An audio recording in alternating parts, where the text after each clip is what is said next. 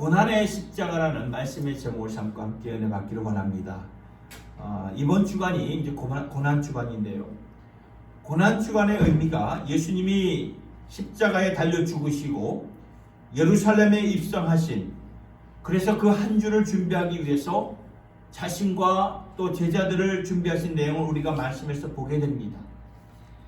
그래서 주님의 승리, 주님의 영광, 그리고 주님으로부터 우리가 받게 되는 축복, 이것이 믿음 안에서 우리의 것이 되었지만요, 이렇게 된 것은 십자가의 고난으로 인하여서 우리에게 주어진 것임을 우리가 잊어서는 안 되는 것입니다. 그래서 십자가의 고난이 우리의 삶 속에서, 우리의 생각 속에 반드시 자리 잡고 있어야 되는 것입니다. 그리고 그 십자가의 고난으로 말미암아 또한 우리에게 주어지는 복음의 영광이 있습니다. 그리고 복음의 축복도 십자가의 고난을 통해서 우리에게 주어진 것을 또한 깊이 묵상해야 되는 겁니다. 그래서 저는 오늘 종료주를 맞이하면서, 그리고 고난주간이 이제 시작되면서 십자가의 고난과 복음의 영광을 같이 품고 있는 성경의 이 전체 본문 가운데 어디에 있을까 묵상하는 가운데 오늘 본문 이사야 53장의 말씀을 준비하게 되었어요.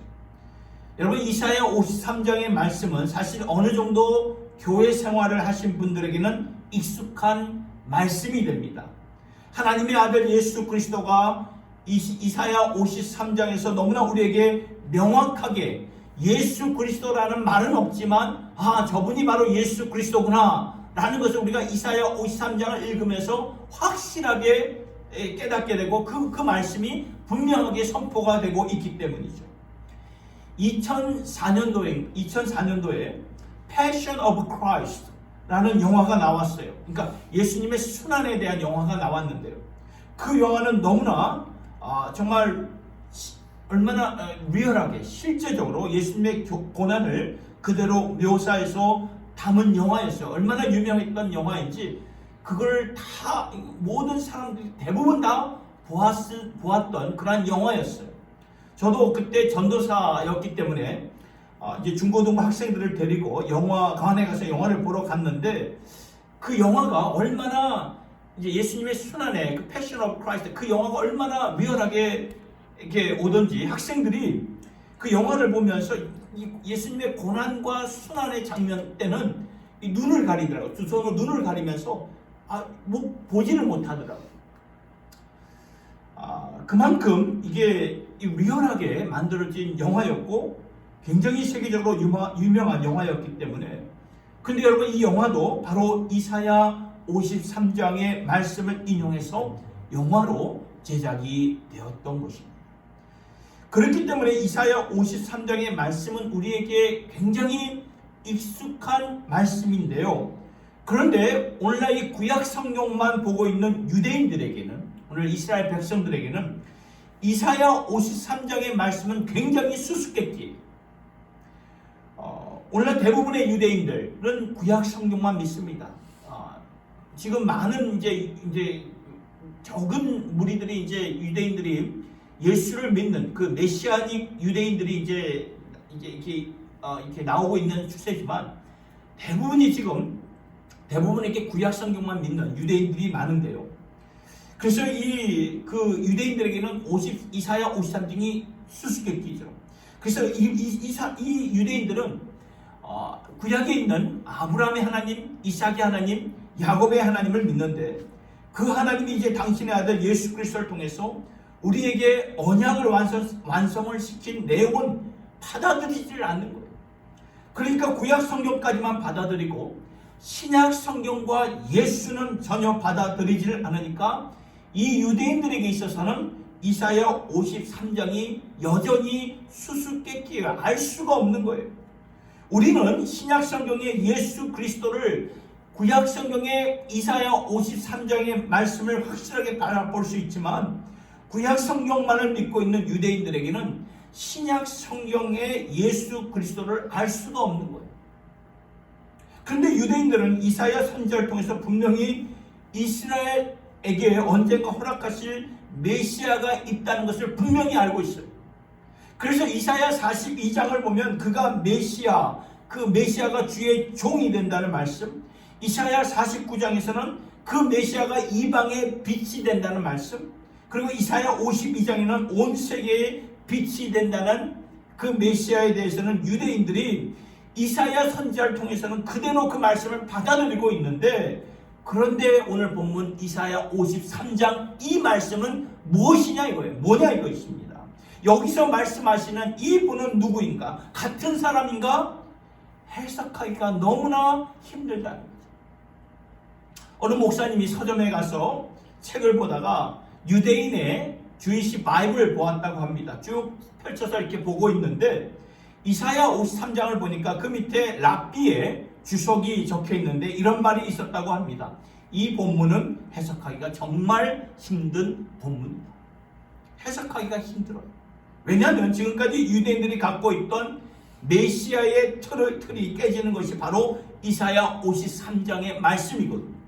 이 말씀을 보면 지금까지는 이방 나라의 빛이 되고 세상을 놀라게 할 그러한 메시아를 말씀하다가 갑자기 이사야 53장에 와서는 오늘 말씀을 우리가 읽었죠. 그분은 흠모할 만한 아름다움이 없는 분이다. 그분은 멸시를 받을 것이고 사람들에게 버림을 받을 것이다. 그는 질고를 지고 슬픔을 당하고 징벌을 당하고 고난을 당하게 될 것이다. 그는 찔릴 것이고 채찍질을 맞을 것이고 징계를 받을 것이다.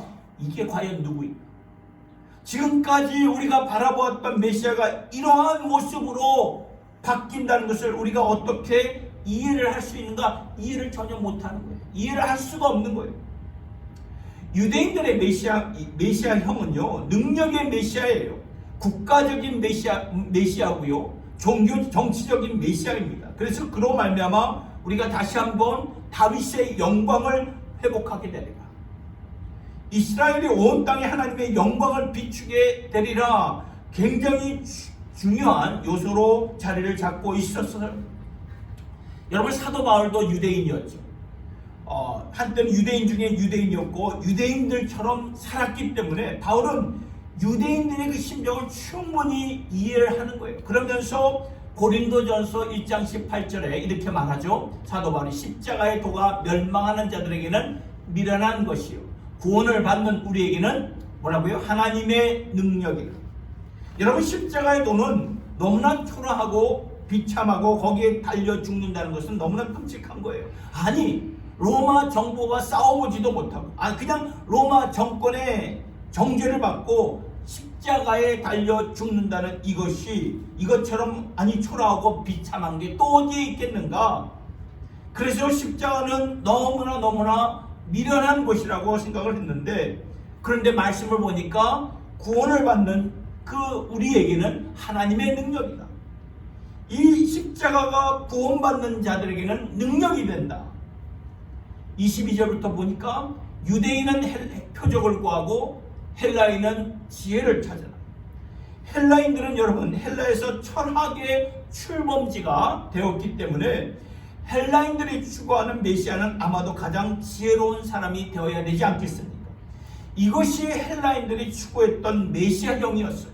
그런데 말씀을 계속 보니까 23절 24절 우리는 그 십자가에 못 박힌 그리스도를 전하니 유대인에게는 거리끼는 것이요 이방인에게는 미련한 것이로되 오직 부르심을 받는 자들에게는 유대인이나 헬라인이나 그리스도는 하나님의 능력이요 하나님의 시행이다. 여기서 무슨 말씀을 하는가 하면은 구약의 패러다임을 갖고서는 메시아를 절대로 이해할 수가 없다는 말이에요. 또한 헬라인들의 세상적인 틀을 갖고서는 메시아를 도저히 십자가의 예수 그리스도 안에서 찾을 수가 없다는 거예요.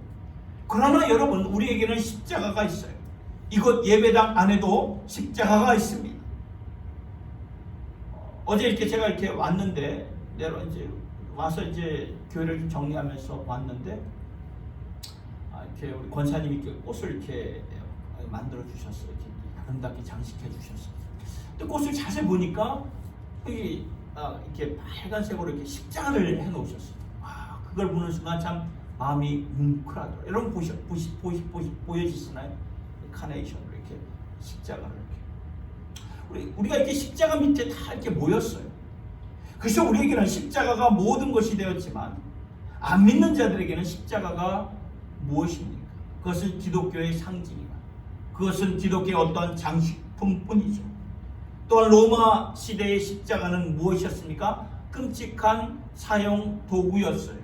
그렇기 때문에 십자가가 신앙의 상징이 된다는 것은 아무도 생각을 못했어요. 유대인들에게는 십자가는 꺼리끼는 것이고 걸려 넘어지는 것이었고, 헬라인들에게는 십자가는 미련하고 그지없는 것이었어요. 그런데 하나님의 부르심을 받고 구원받은 우리에게는 십자가가 하나님의 능력이고 하나님의 지혜가 됩니다. 왜 그럴까요? 왜냐하면 십자가에서 하나님의 독생자 예수가 겪으신 고난은 하나님의 사랑을 부어주신 사랑의 상징이 되기 때문이죠. 여러분, 사실 이 구약의 창세기의 말씀을 보면 천지창조에서 이미 하나님의 능력과 지혜가 보여졌어요.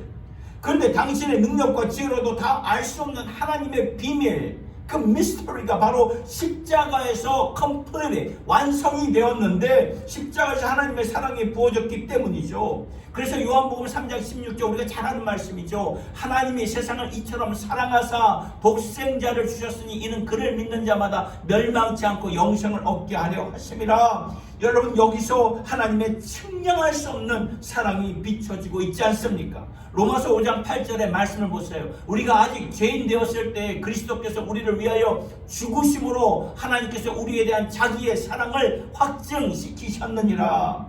자기의 사랑을 어디에서요? 십자가에서 확증해 주셨다고 말씀해 주시고 있어요. 다른 데서는 이미 하나님의 능력과 하나님의 지혜가 보여지고 있지만 하나님의 사랑만큼은 십자가에서 확증이 되어 주셨다는 거예요. 요한일서 4장 9절에서 10절의 말씀을 보세요. 하나님의 사랑이 우리에게 이렇게 나타난 바 되었으니 하나님이 자기의 독생자를 세상에 보내시면 그로 말미암아 우리를 살리려 하십니다. 사랑은 여기 있으니 우리가 하나님을 사랑한 것이 아니요 하나님이 우리를 사랑하사 우리 죄를 속하기 위하여 화목제물로 그 아들을 보내셨습니다. 사랑은 여기 있으니 이것이 사랑인데, 우리는 우리의 조건적인 사랑, 우리의 컨디션에 따르는 사랑, 우리의 일시적인 사랑, 이런 것뿐이지만 영원한 사랑은 없다는 거예요. 영원한 사랑, 이 사랑은 여기에 있으니 그게 뭡니까? 하나님이 우리를 사랑하신 것이.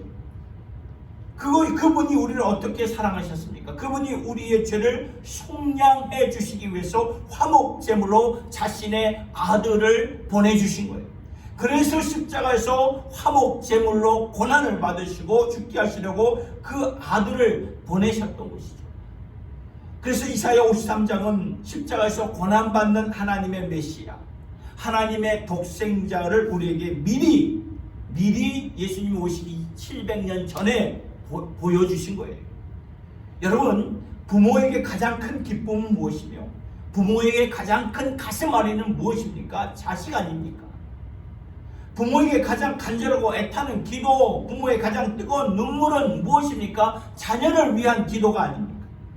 이처럼 하나님께서는 당신의 아들을 희생 제물로 저와 여러분들을 위해서 보내주셨어요. 그러면서 아버지의 파열된 마음, 아버지의 파열된 심장이 십자가를 통해서 보여주신 것이에요. 파열된 만큼 우리를 그토록 사랑해 주시는 하나님을 오늘 본문의 말씀에서 미리 보여주셨던 것이라는 거예요. 창세기 22장을 볼까요? 거기 보면 하나님께서 아브라함을 시험하는 장면이 나오죠. 우리 다 아실 거예요. 거기서 하나님은 아브라함에게 같은 말씀을 세 번이나 반복을 하십니다. 먼저 창세기 22장 2절 보면 여호와께서 이르시되 내 아들 내 사랑하는 독자 이삭을 데리고 모리아 땅에 가서 내가 내게 일러준 한 산 거기서 그를 이삭을 번제로 드리라. 그런 다음에 3일 후에 아브라함이 모리아 산에 가서 아들을 번제로 드리려고 할 때 그때 하나님께서 아브라함을 막으시면서 같은 말씀을 하셨어요. 12절에 보니까 그 아이에게 내 손을 대지 말라. 그에게 아무 일도 하지 말라. 내가 내 아들 독자까지도 내가 아끼지 아니하였으니 내가 이제야 내가 하나님을 진정 경외하는 줄 아노라. 그리고 또 한 번 나타나셔서 16절에 이렇게 말씀하셨어요. 여호와께서 이르시기를 내가 나를 가리켜 맹세하노니 내가 이같이 행하여 내 아들 독자라도 아끼지 아니하였으니 내가 네게 큰 복을 주고 네 씨가 크게 번성하여 하늘의 별과 같고 바닷가의 모래와 갖게 하겠다. 여러분, 왜 하나님께서 이삭이라고 말하면 되는데, 아니면 내 아들이라고 말하면 되는데, 제가 오늘 밑줄 친 것처럼 잘 보세요. 왜 사랑하는 아들, 내 독자라고 말씀하셨습니까? 왜 사랑하는 아들, 내 독자, 이거를 3번이나 반복하셨어요. 이 말씀을 묵상하는데 이것은 하나님께서 당신의 마음을 보여주신 것이구나. 당신의 마음이구나. 깨닫게 되었어요. 하나님은 아브라함의 이 사건을 통해서 앞으로 오실 메시아, 당신의 독생자 메시아를 어떻게 하실 것인가를 미리 보여주신 거예요. 내 사랑하는 아들, 내 독자 예수를 너희를 위해 희생 제물로 보낼 것이다. 여러분, 하나님은 아브라함을 그냥 시험만 하셨지 사랑하는 아들 이삭을 죽이지는 않으셨잖아요. 그러나 당신의 아들 예수는 언젠가 저와 여러분들을 위해서 십자가에 달려 죽게 하실 것을 아셨던 거예요. 하나님은 그 모습을 통해 자신의 파열된 마음, 당신의 그 크신 사랑을 우리에게 미리 보여주신 것입니다. 오늘 본문의 말씀도 이사야 선지자를 통해서 하나님이 우리를 얼마나 사랑하시는지를 리얼하게 정말 실감나게 보여주시는 것인데, 보세요. 오늘 말씀을 다시 보면은 그는 실로 우리의 질고를 지고 우리의 슬픔을 당하였거늘 우리는 생각하기를 그는 징벌을 받아 하나님께 맞으며 고난을 당한다 하였노라. 그가 찔림은 우리의 허물 때문이요 그가 상함은 우리의 죄악 때문이라. 그가 징계를 받음으로 우리는 평화를 누리고 그가 채찍에 맞음으로 우리는 나음을 입었도다. 우리는 다 양 같아서 그릇 행하여 각기 제 길로 갔거늘 여호와께서는 우리 모두의 죄악을 그에게 담당시키셨도다. 아멘. 여러분, 다 누구를 위해서입니까? 우리를 위해서요. 저와 여러분들을 위해서죠. 우리를 위한 이런 엄청난 사랑이죠. 유대인들은 결단코 이해할 수 없는, 그들에게는 파워, 권력의 메시아일 뿐이에요. 그래서 그 힘을 가지고 사람들을 제압하지 않았습니까? 헬라인들은 어땠습니까? 그들에게는 지식이 전부였어요. 그래가지고 그 지식을 가지고 나만 잘 되고 내 이웃이 어떻게 되든지 간에 I don't care. 세상은 능력의 하나님, 세상은 지혜의 하나님, 성공의 하나님, 출세의 하나님을 찾고 있지만 하나님은 우리에게 고난당하신, 우리에게 고난당하시는 메시아 예수 그리스도를 우리에게 주셨다.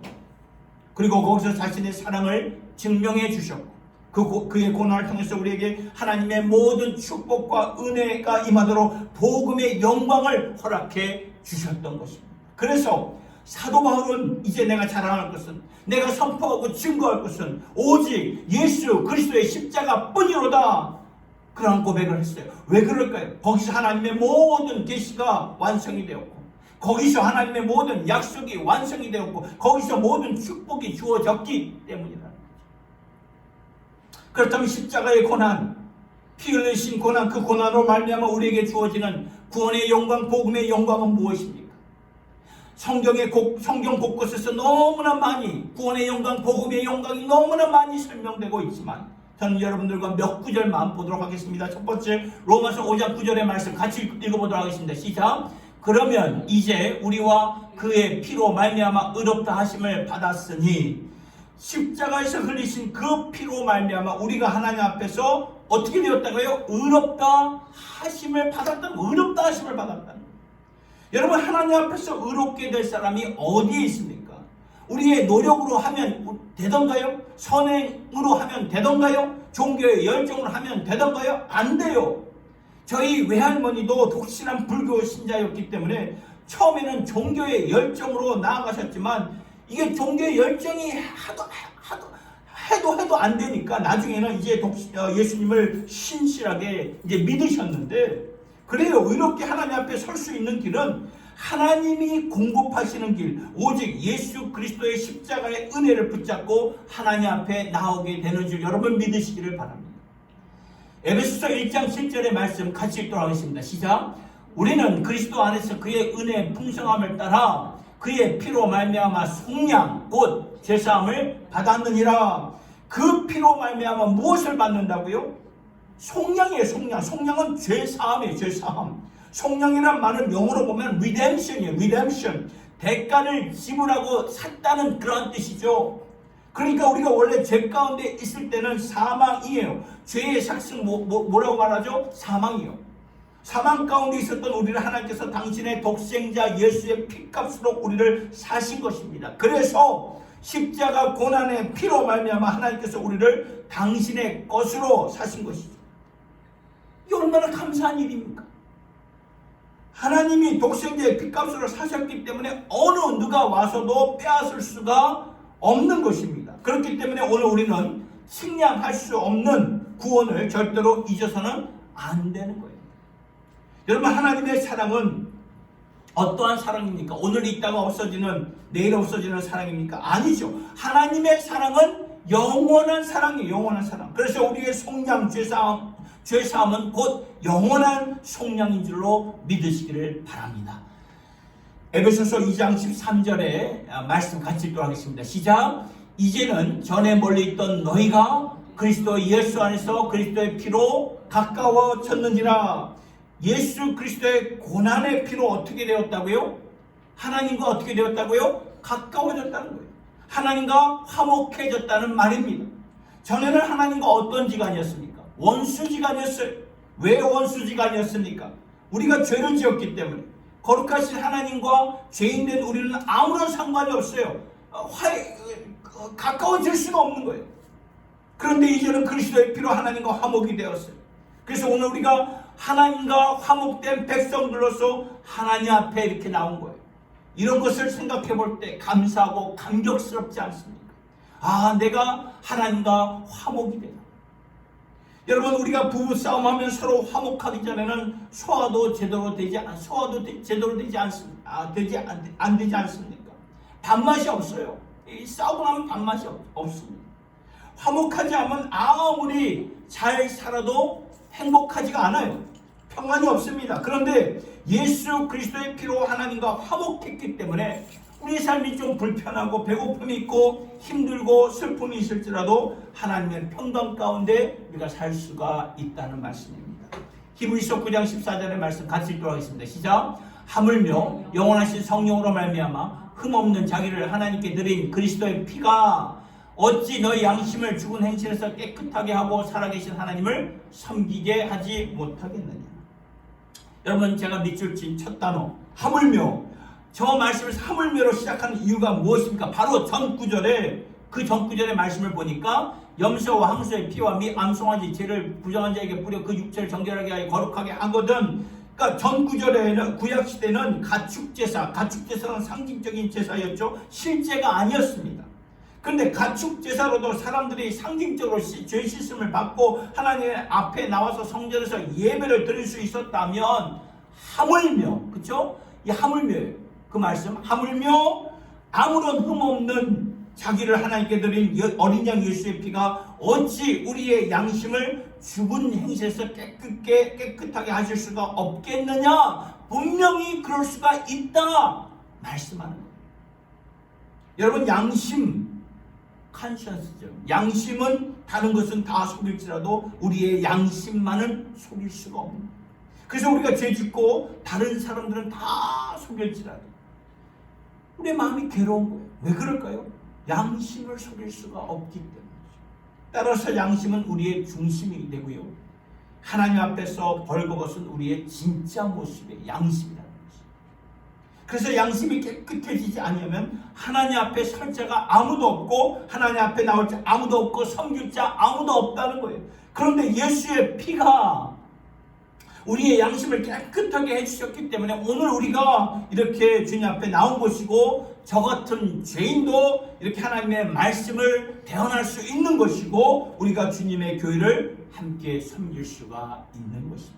예수의 피가 이렇게 역사를 한다는 거예요. 히브리서 13장 12절의 말씀 같이 읽도록 하겠습니다. 시작. 그러므로 예수도 자기의 피로써 백성을 거룩하게 하려고 성문 밖에서 고난을 받으셨습니다. 여러분, 구약 성경을 보면 백성의 죄를 속량하는 가축을 마지막에는 성문 밖에 나가서 다 태워버립니다. 이처럼 예수님도 예루살렘 성문 밖에서 십자가에 달려 죽으심으로써 거기서 흘린 피가 하나님의 백성된 우리를 거룩하게 만들어 주신다. 그렇다면 거룩함이 무슨 뜻입니까? 내가 열정과 열심을 갖고 종교적으로 남들보다 착실하게 살아서 거룩함을 이루어가는 것입니까? 아니에요. 아니에요. 우리의 거룩함은 예수의 피로 우리를 씻어 주실 때 비로소 하나님의 소유가 되는 거룩한 백성으로 서게 되는 줄 믿으시기를 바랍니다. 요한일서 1장 7절의 말씀 같이 읽겠습니다. 시작. 그 아들 예수의 피가 우리를 모든 죄에서 깨끗하게 하실 것이요.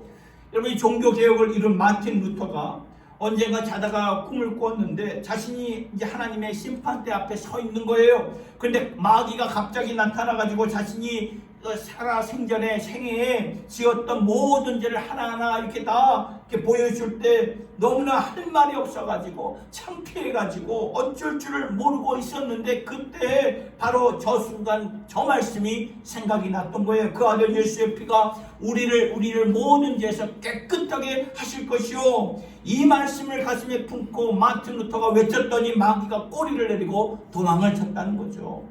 그렇습니다. 그 아들 예수의 피가 우리를 모든 죄에서 깨끗하게 해주신다는 거예요. 이것은 하나님의 말씀, 하나님의 말씀. 이미 예수님께서 우리를 대신하여 십자가에서 고난을 치르셨기 때문에 이미 거기서 찔림을 받고 죽임을 당하셨기 때문에 우리가 그 피로 말미암아 우리가 우리의 모든 죄가 깨끗하게 되는 줄 믿으시기를 바랍니다. 요한계시록 12장 1절에 11절의 말씀 같이 읽겠습니다. 또 우리 형제들이 어린 양의 피와 자기들이 증언하는 말씀으로 그를 이겼으니. 여러분, 그를 이겼다. 저기서 말하는 그라는 것은 악한 사탄 마귀를 가리키는 거예요. 우리 형제들이 우리가 무엇으로 마귀를 이깁니까? 여러분, 우리는 육신을 갖고 있어요.